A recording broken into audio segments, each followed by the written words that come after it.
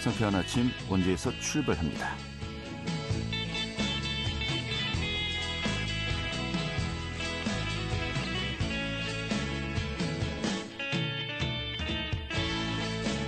안녕하십니까. 12월 4일 월요일 아침 인사드리겠습니다. 상쾌한 아침 원주에서 출발합니다. 진행의 한태호입니다. 자, 오늘은 전국이 대체로 맑은 날씨를 보이다 차차 흐려지겠네요. 이런 가운데 오후부터는 기온이 조금씩 오르면서 평년 수준을 회복하겠습니다. 그런데 아침에는 상당히 추웠죠. 이 바람도 또 약간 강하게 불면서 체감 온도가 더욱더 낮았습니다만은 오늘 원주 지역의 아침 최저 기온이 영하 6도까지 내려갔고요. 낮 최고 기온 7도까지 올라갈 것으로 보입니다. 이젠 정말 본격적인 겨울 날씨가 시작되는 것 같습니다. 좀 추위 계속될 전망이라고 하니까요. 옷차림도 따뜻하게 준비하셔야겠습니다. 오늘 준비한 소식 살펴보도록 하죠. 이 도교육청의 전자칠판 사업이 논란이 계속되고 있는데 또 지난주에는 도의회에서 이 관련 예산이 전액 삭감되었다고 합니다. 하지만 끝날 땐 끝까지 끝난 게 아니라고 하죠. 좀 여러 가지 좀 경과 상황, 진행 상황 좀 점검하도록 하겠습니다. 밥상 공동체 종합사회복지관이 세상에서 가장 따뜻한 밥상 이 책을 출판했다고 하네요. 오늘 전해드리겠고요. 또 강원도 내 가계 부채 고령차주와 취약차주의 연체율이 늘고 있다고 합니다. 이 내용도 알아보도록 하죠. 12월 4일 월요일 상쾌한 아침 원주에서 출발하겠습니다.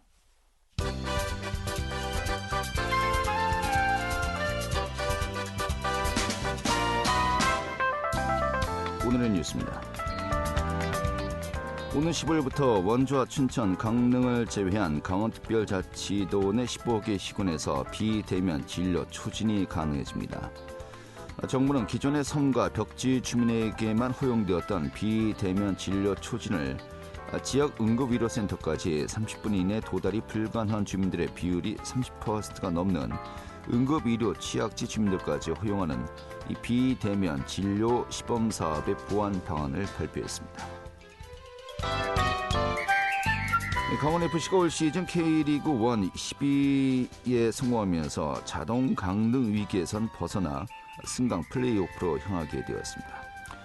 강원FC는 지난 2일 수원 월드컵 경기장에서 열렸던 수원 삼성과 하나 원큐 K리그 1 2023 파이널 B 38라운드 최종전에서 0대 0으로 비겼고 이로써 승점 34가 돼 리그 10위로 마쳤습니다. 같은 시간에 제주 유나이티드와 1대1로 비긴 수원FC가 수원 삼성에 다득점에서 앞서서 11위를 기록했습니다. 저출산 여파로 인한 초등학생 급감이 현실화되면서 강원도 교육도 직격탄을 맞고 있습니다.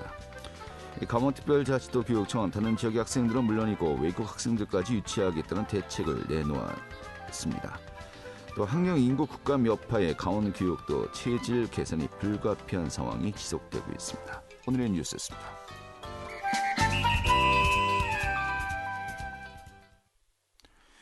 네, 강원도 교육청의 전자칠판 보급 사업 예산이 강원도의회에서 삭감되었다고 합니다. 하지만 그 여파 후유증이 만만치 않을 것 같은데요. 오늘 이 내용 좀 살펴보도록 하겠습니다. 정의당 강원특별자치도당의 이효성 사무처장 연결하겠습니다. 여보세요? 네, 안녕하세요. 예, 반갑습니다. 제가 지난주에 우리 사무처장님과 이 전자칠판 사업에 대해서 이야기를 했었고, 그리고 이제 근데 그 직후에 들린 이야기가 관련 예산이 도의회에서 전액 삭감이 되었다고 해요. 네, 맞습니다. 전후 관계가 어떻게 되는 겁니까? 네, 그러니까 저희 예산이 저희 삭감되게끔 계속 요구를 했죠. 네. 이제 방금 여러 언론에서도 많이 나오고 또 저희도 요구를 많이 했는데 이제 30일 날 교육위원회에서 네. 지난주 목요일 날 저는 예산 삭감을 하기로 했어요. 예. 예, 근데 이제 사실 이게 저희로선 다행스러운 일이긴 한데 아직 완전히 본회의까지 통과가 된 건 아니고 또 예산이 부활할 수 있거든요. 네. 그래서 사실 마음을 놓을 수는 없는 상황이고요. 예. 네, 일단은 한숨 고르는 시기였다라고 생각할 수는 있는데. 알겠습니다. 일단은 교육위원회에서 예. 강원특별자치도의회 교육위원회에서 이제 삭감이 되었고요. 네. 이거 나중에 다시 살아날 수 있지 않을까라고 지금 말씀하셨습니다만은 뭐 이게 좀 가능성 뭐 극히 희박한 것으로 보고 있기도 합니다만은. 그렇죠. 왜냐하면 이게 지금 여론이 굉장히 많이 들끓고 있는 상황이고, 네. 그래서 문제 제기가 여기저기 많이 있고 거기에 대해서 도교육청이 합리적으로 답변을 하지 못했어요. 예. 그래서 억울하다고만 얘기했기 때문에 이제 저희로서는 뭐 부활할 가능성이 높지는 않다라고 보고 있는데, 아까 근데 제가 말씀드렸지만 이게 마음을 놓기가 어려운 게 예. 지난번에도 이런 적이 한 번 있었거든요. 어떤 경우였죠? 예산이 한 부활한 적이 있었는데 그러니까 지난 5월에 네. 전자칠판 수요조사 미비로 해가지고 도의회 교육위가 한 99억 정도를 삭감한 적이 있거든요. 네. 근데 그때 그 이후에 이제 벌어진 예산결산위원회가 나서가지고 60억 원을 제사를 놨어요. 예. 그래가지고 이제 99억 빼기 99억 더하기 60억 해가지고 39억, 우리가 이제 알고 있는 그 39억이 줄었다. 이게 사실은 39억만 줄었던 게 아니라 거의 한 100억이 줄었다가 60억이 부활한 거거든요. 네, 그래서 이번에도 알겠습니다. 예. 그러니까 올해 예산이 이제 155억 정도였고 예. 이것이 근데 또 이것으로 마무리되는 것이 아니라 또 내년에도 비슷한 금액으로 또 이제 사업을 계속해서 추진하겠다 이렇게 좀 알려지고 있지 않았습니까? 예. 근데 이것이 어느 정도 이제 일단락된 것으로 보입니다만은 예. 이 감사원 감사가 예고돼 있었잖아요. 이거 뭐 예정대로 맞습니다. 진행되는 겁니까? 그러니까 이제 정부기관 하는 그 예비감사가 2차례 다녀갔었고, 예. 그 정식 감사를 앞두고 있는 상황이 이미 자료를 가져갔기 때문에 지금 이제 진행이 될 거라고는 보는데, 근데 이게 언제 어떻게 진행될지 사실 조금 속도가 늦은 감은 있어요. 그러니까 예산이 삭감이 됐다고 하더라도 네. 이게 이게 지금 완결된 게 아니고, 또 그리고 과정 중에서 지금 여러 가지 들여다봐야 될 게 있단 말이죠. 그러니까 단순히 이제 예산이 삭감됐으니까 이제 감사 안 해도 돼가 아니라 도대체 무슨 과정 때문에 이런 일이 벌어졌는지 네. 예, 그런 것들을 이제 살펴야 되기 때문에 아직 정식 감사는 이루어지지 않았지만은, 그래서 저희가 요구하는 게 강원도 차원의 감사를 별도로 해야 된다. 지금 감사원만 하는 게 아니라 그래서 더 신속하게 해야 된다, 이렇게 주장을 하고 있습니다. 알겠습니다. 뭐 신경 교육감도 기자들이 이 사업에 대해서 질의를 하니까 사업이 무리라 판단된다면은 어쩔 수 없다, 좀 포기하겠다, 뭐 이렇게 뉘앙스를 좀 밝힌 것 같기도 합니다만은 어떻게 봐야 될까요? 근데 핵심이 신교육감 이사안이 무리라고 판단하지 않고 있다는 거거든요. 신교육감만 무리라고 판단하지 않고 있고 다른 분들이 다 무리라고 판단하고 있다는 건데, 그래서 어쨌든 강제가 되는 거죠. 사람들이 이제 예산도 삭감되고 하면 할 수가 없는 거잖아요. 그건 신교육감 의지와 상관없이 이제 그렇게 되는 건데, 근데 저는 여기서 조금 이제 한 가지 짚고 싶은 게, 반대 여론에 부딪히니까 이제 와서 이제 좋은 뜻으로 했는데 막히면 어쩔 수 없지, 요렇게 하면서 이 혼란의 책임에서 살짝 빠져나가면 안 된다. 도대체 행정이 어떤 식으로 이렇게 진행이 되어 왔길래 이런 사태가 벌어졌는가는 저는 별도로 좀 봐야 될 거라고 생각을 합니다. 네. 자, 여론이 좋아지지 않았다라고 이제 이야기했습니다. 또 감사까지도 예고돼 있었다. 구체적으로 이 사업과 관련해서 어떤 점들이, 어떤 부분들이 문제가 있었다라고 계속해서 지적이 된 거였죠? 그러니까 첫 번째는 초중고로 가야 될 칠판이 있거든요. 근데 예산이 이제 큰 예산이 이제 사립 유치원까지 가는 게 하나 있었고요. 예. 근데 거기 이제 좀 이전에도 사실 신경훈 교육감이 사립 유치원만 너무 좀 이렇게 좀 더 지원을 많이 해주는 거 아니냐, 형평성 논란이 있었어요. 국공립도 놔두고. 근데 요번에도 이제 그렇게 하니까 논란이 하나 있는 거고, 또 이제 가장 중요한 거는 이제 업체 몰아주기다. 예, 이제 가이드를 이제 좁게 쳐버려가지고 다른 데가 선정될 수 있게 좀 공정하게도 이렇게 해야 되는데, 40여 개 업체 중에서 4개 업체를 확 줄여버리니까 그 4개 업체 중에서만 이제 선정을 해야 되니까 이런 이제 몰아주기 논란이 있는 거죠. 네. 그리고 이게 주무부처가 아니고 정책협력관 측에서 이걸 주도한 사업이라고도 알려지고 있고요. 네네. 이제 정책협력관실이 주무부처인 교육부 차원의 주무부처가 별도로 있는데, 거기를 부서 담당자까지 교체가 되면서 담당 부서랑 사실 부딪히기도 했거든요. 저희가 지금 제기하는 문제 제기를 똑같이 담당 부서가 문제 제기를 했어요. 네. 근데 정책협력관실에서 이제 밀어붙인 거고, 신경호 교육감이 손을 들어준 거고, 그래서 이 배경에 도대체 뭐가 있냐. 정책 담당관실은 그냥 대외 협력을 담당하는 부서일 뿐이거든요. 네. 그래서 여기에 대한 지금 비리가 지금 있는 거 아니냐, 이 내부에 보이지 않는 손이 있는 거 아니냐 이런 소문이 나돌고 있고요. 네. 여기에 대해서 또 감사가 철저히 이루어져야 될 거라고 저희는 보고 있습니다. 알겠습니다. 일단 세 가지 부분만 놓고 보도록 하죠. 유치원이 포함되었다. 원래는 초중고를 중심으로 전자칠판을 보급하기로 했었는데 유치원 네. 그중에서 사립유치원이 포함되었다. 네. 사실 근데 유치원도 일종의 교육 과정의 연관성을 놓고 본다면은 예. 뭐 이것이 꼭 그렇게 아주 문제만 있는 건 아니지 않느냐는 또 시각도 있는 것 같은데요.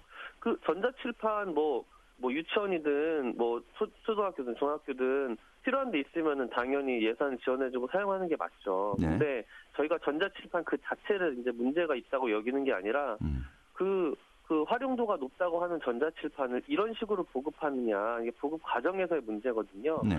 그러니까 그 과정에서 지금 도교육청 신뢰를 주지 못하고 있기 때문에 지금 전자칠판 뭐 필요로 하는데도 지금 좀 찜찜해하고 있는 거죠. 이렇게 해가지고 어떻게 이게 뭐 받아서 사실 교육이 되겠어? 이거 받으면 예. 어떤 논란이 있을까? 이런 걱정을 하는 거죠. 알겠습니다.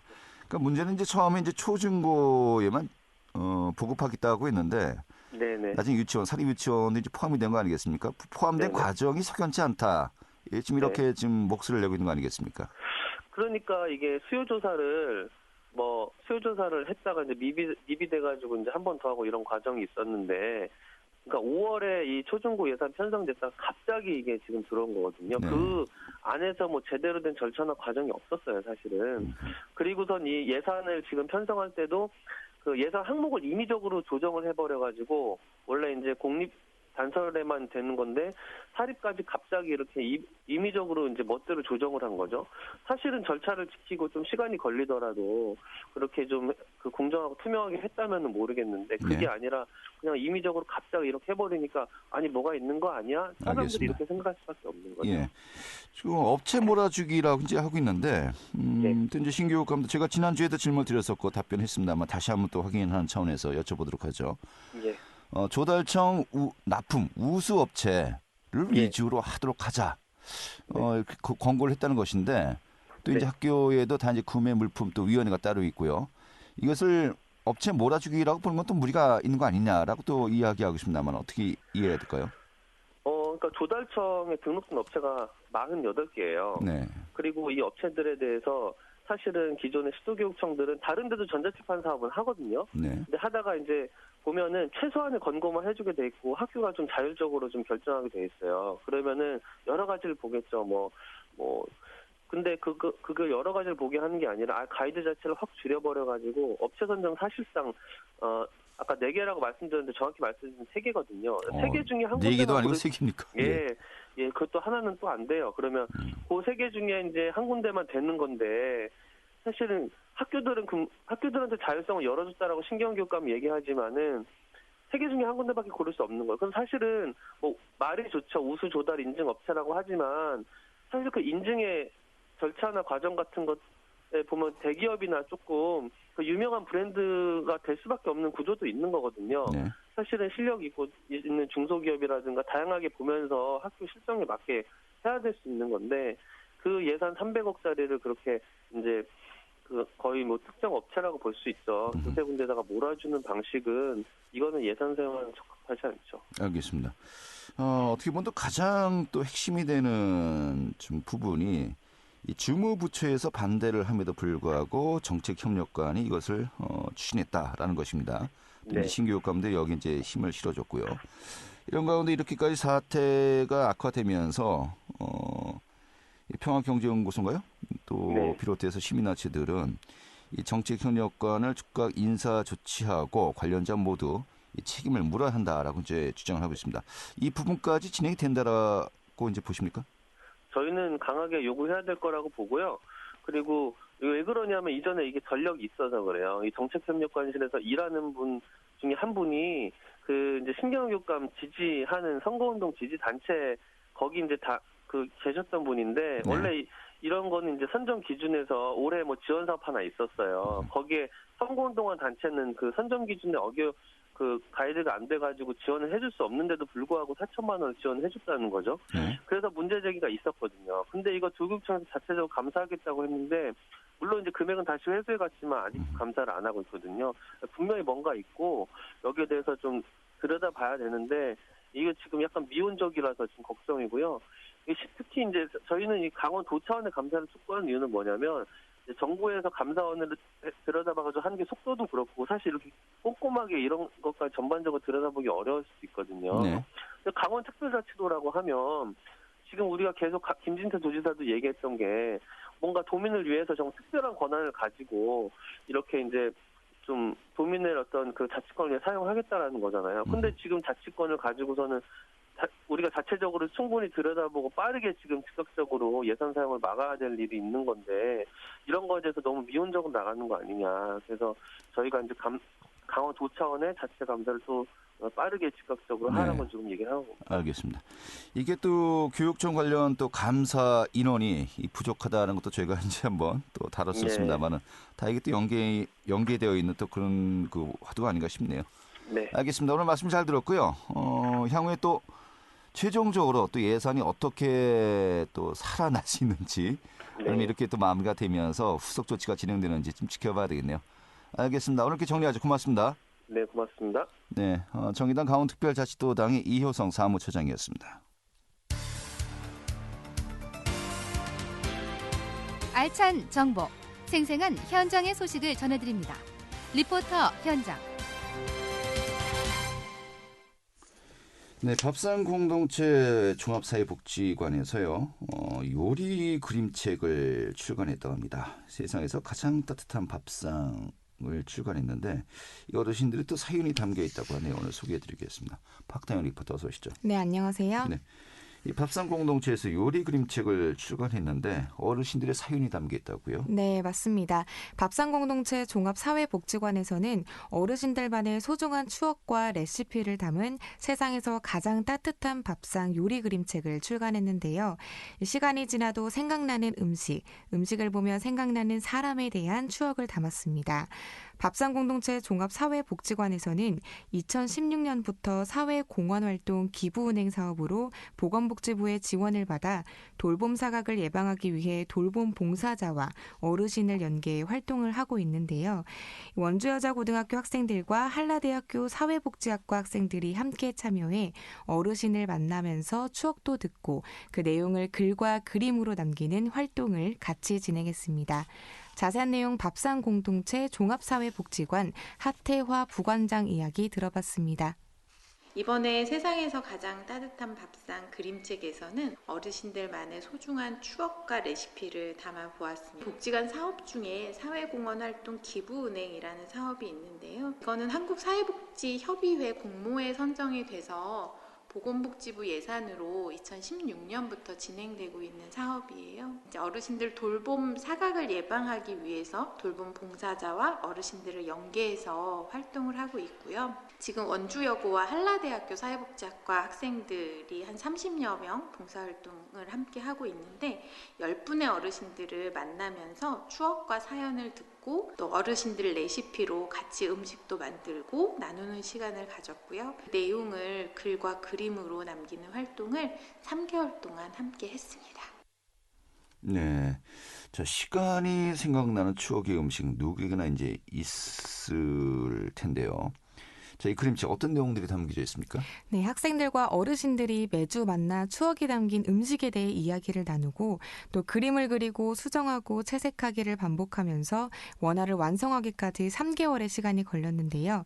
요리하는 과정, 요리 재료, 어르신들의 모습, 완성된 요리를 그림책에 담았습니다. 세월이 지나도 엄마가 해준 음식, 또 가족과 함께한 밥상은 정말 특별하다는 생각이 들곤 하는데요. 그림책에 있었던 레시피로는 아이들 어릴 때 자주 해주던 비빔국수, 남편과 내가 좋아했던 약밥, 그리운 어머니께서 해주신 김치찌개, 우리 가족이 제일 좋아하는 콩나물 무침과 같은 레시피들이 있었습니다. 그림책을 보면서 어르신들이 가족과 함께했던 따뜻함이 느껴졌는데요. 저는 잡채 레시피를 담은 김옥분 어르신과 이야기 나눠봤습니다. 잡채를 이제 우리 며느리가 처음 시집 와가지고 잡채를 해준다 그러길래 이제 그러라 그랬어요. 근데 이제 잡채를 당면을 삶아가지고 씻으면 안 되잖아요. 근데 이제 자기는 잘 하려고 이제 그걸 씻은 거야. 저 잡채 그 당면을 그래가지고 이제 무치니까는 아주 요만이 큰 그릇으로 하나가 되더라고요. 그 잡채가 살아나가지고. 그런데 이제 안 먹지 우리 식구가 아무도. 이제 나까지 안 먹으면 며느리가 너무 미안하잖아요. 억지로 조금 먹고는 이제 다시 이렇게 프라이팬에다 볶아봤더니 안 되더라고. 한 접시를 먹었어. 그냥 며느리 미안하고 나도 미안해 그러니까. 버렸지 그걸 어떻게 할 수가 없잖아. 그래서 그 잡채가 이제 며느리가 와서 처음에 시집 와서 덮어내준 잡채가 그래가지고 그게 이제 기억에 남아요. 잡채가. 네. 레시피를 지금 말씀하신 잡채 레시피를 담근 네. 이게 내용을 담은 건 아니겠죠. 실패한 거니까요. 네. 아무튼 뭐 레시피 또 추억이 함께 담기면서 어르신들에게 또 특별한 그림책이 될 것 같네요. 네, 맞습니다. 이 그림책을 보면서 추억의 음식들을 떠올리게 됐는데요. 대부분 그런 음식들은 가족과 함께했던 것 같습니다. 이번에 출간된 세상에서 가장 따뜻한 밥상 그림책이 어르신들 그리고 그 가족들에게 또 하나의 추억이 됐으면 좋겠습니다. 네, 이 만화 같은 게 있잖아요. 밥을 먹었는데 눈물이 나도록 맛있었다. 네. 그런 경험 좀 해보고 싶긴 합니다만. 네, 오늘 잘 들었습니다. 네, 감사합니다. 네, 박단현 리포터였습니다.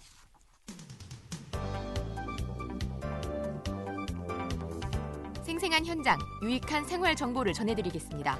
KBS 원주라디오 상쾌한 아침 원주에서 출발합니다를 함께하고 있습니다. 네, 가계부채 상황 점검해 보도록 하겠습니다. 강원특별자치도 내 가계부채 전체적으로는 줄고 있지만은 이 취약차주 또 고령층의 가계대출 연체율이 늘고 있다고 합니다. 좀 적신호가 켜지고 있다고 하는데 오늘 이 내용 살펴보도록 하죠.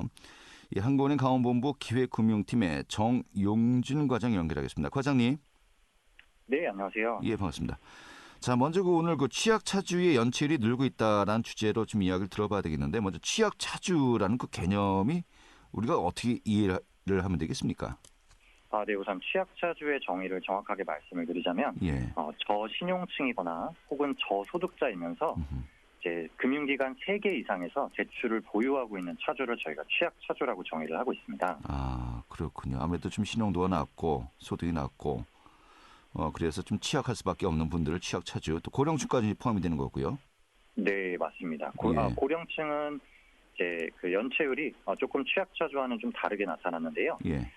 취약차주 같은 경우는 이제 작년 2분기 대비해서 1년 사이에 1.2%포인트 증가했다면 네. 이제 고령층은 한 0.8%포인트 늘어나면서 둘 다 좀 상승하는 모습을 보이고 있습니다. 그렇군요. 최근에 그 한국은행 강원본부가 발표했습니다. 강원 지역의 가계부채 현황 평가 내용을 보면은 이 전체 대출 금액은 줄었어요. 4분기보다요.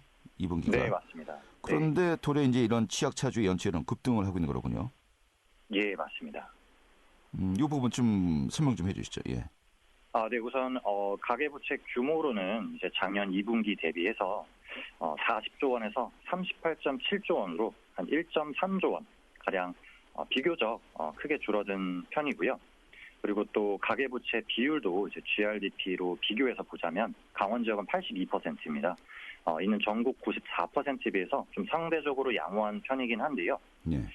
다만 아까도 말씀드렸다시피 이제 취약차주나 고령층 같은 경우에 연체율이 작년 대비 크게 늘어나고 있습니다. 그 이유로는 이제 아무래도 이런 취약차주의 경우에는 제1금융권보다는 이제 비은행 금융기관 상대적으로 대출 금리가 높은 제2금융권 대출 의존도가 좀 높기 때문으로 지금 저희는 분석을 하고 있습니다. 네, 그렇군요. 제1금융권보다 비은행 금융기관의 대출 의존도가 높아서 또 원리금 상환에도 어려움을 겪는다는 것인데. 맞습니다. 그럼 이런 비은행 금융기관을 이용한 대출 비율은 어느 정도 되는 겁니까? 네, 우선 우리 도내 취약차주만 살펴봤을 경우에는 이 비은행 금융기관 대출이 차지하는 비중이 약 68%나 됩니다. 이는 이제 전국 평균이 57%밖에 안 되는 상황에서 좀 비교적 높다고 얘기할 수 있겠습니다. 지역별로도 이게 통계가 좀 나온 게 있습니까? 네, 지역별로도 통계가 나온 게 있는데 저희가 일단은 살펴본 것은 이제 도내 통계와 이제 전국 평균 이렇게 비교해서 살펴봤습니다. 네, 어떻습니까? 지역별로? 지역별로는 우선 높은 지역들이 또 여러 개 있지만 이 강원 지역이 상대적으로 좀 높은 축에 속하는 편이라고 보시면 될 것 같습니다. 네, 그래요. 춘천시가 높군요. 네, 맞습니다. 춘천시가 좀 높은 편인데요. 가계대출 비율을 이제 올해 9월 기준으로 살펴보게 되면 가장 우리 도내 기준으로 가장 비중이 높았던 곳이 이제 춘천시 52% 정도 수준을 기록을 했고, 반면에 평창군 같은 경우에는 16% 정도로 굉장히 그 비율이 좀 낮은 편이라고 좀 볼 수 있겠습니다. 네. 연령대 분포는 어떻습니까? 네, 연령대로 살펴보자면 우선은 40대 미만이라고 저희가 부르는 그 청년층은 전체에서 22%, 그리고 40, 50대를 의미하는 중장년층은 거의 반가량인 54%를 차지하고 있는 반면에 네. 60대 이상을 의미하는 고령층이 이제 나머지 24%를 차지하고 있는데요. 전국과 비교를 했을 때 청년층은 5%가량 강원 지역이 낮고 고령층은 5% 높은 상황입니다. 네. 자, 그렇다면 이런 그 취약 차주들을 위한 정책적인 보완책 좀 논의가 진행되고 있는 것이 있습니까? 네, 우선 금융위 같은 우리 금융 당국에서 현재 취약 차주들을 위해서 이자 상환 부담을 낮추는 정책들을 검토하고 있는 것으로 저희도 파악을 했습니다. 네. 여기에 이제 저희가 한 말씀 더 하자면 우리 취약차주분들이 특히 현재 이미 시행되고 있는 이 온라인 대환대출 앱이라는 이 정책을 활용을 해서 이제 본인들이 더 낮은 대출 금리를 적용받을 수 있는지에 대해서 좀 확인을 해보고 이자 상환 부담도 낮추는데 좀 도움을 받으실 수 있었으면 좋겠습니다. 네, 알겠습니다. 이게 뭐 완전한 해법은 되지 않겠습니다만은 좀 많은 고민들을 함께 해야 되겠네요. 이렇게 정리하겠습니다. 네. 고맙습니다. 네, 감사합니다. 네, 한국은행의 정용준 과장이었고 오늘 여섯 모두 마치도록 하겠습니다. 고맙습니다.